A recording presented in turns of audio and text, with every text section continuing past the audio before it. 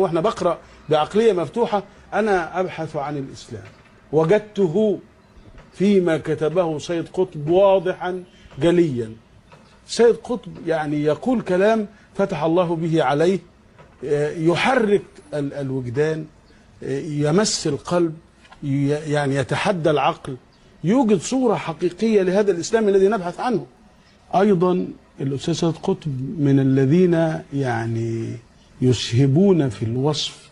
طيب تعالوا بينا نشوف الإسلام الحقيقي الذي كان يمثله سيد قطب، الذي يمس القلب والوجدان كما يقول عنه الإخوان المفسدون.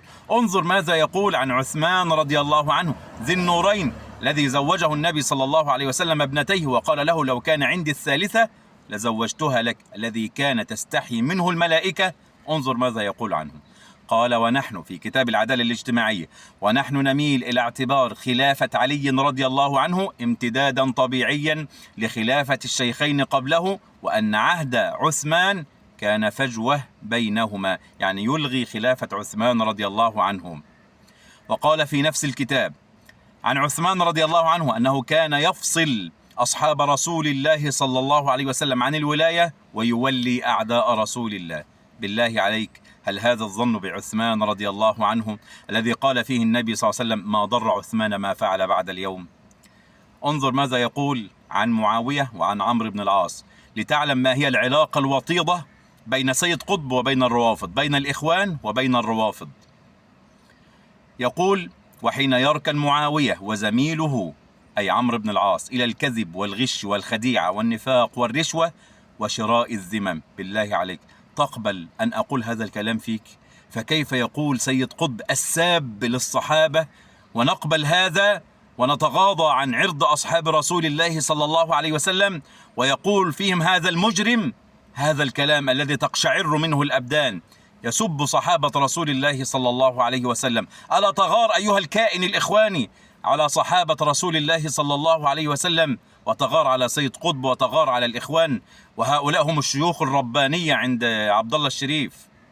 ماذا يقول عن أبي سفيان أحد صحابة رسول الله صلى الله عليه وسلم الذي أسلم فحسن إسلامه رضي الله عنه وأرضاه؟ قال عن أبي سفيان: أبو سفيان هو ذلك الرجل الذي لقي الإسلام منه والمسلمون ما حفلت به صفحات التاريخ، والذي لم يسلم إلا وقد تقررت غلبة الإسلام، يعني غصب عنه، يعني خايف مضطر. فهو إسلام الشفه واللسان لا إيمان القلب والوجدان، وما نفذ الإسلام إلى قلب ذلك الرجل، يعني اتهام بالكفر الصريح لأبي سفيان رضي الله عنه وأرضاه، وعن معاوية وعن هند وعن بيت أبي سفيان. انظر ماذا يقول في نبي الله موسى في كتابه التصوير الفني في القرآن، لتعلم أن العداوة مع الإخوان المسلمين ليست عداوة شخصية، إنما عداوة لأجل الدين، ما يفعلونه ويطعنون به في الدين، وإنا لله وإنا إليه راجعون. قال: لنأخذ موسى إنه مثال للزعيم المندفع العصبي المزاج.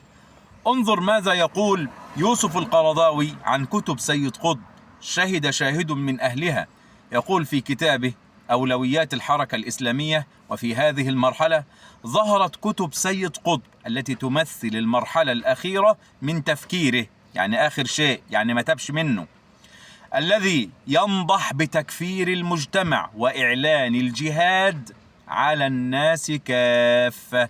ده بس يعني نموذج واحد بس، وإلا فالكلام يطول.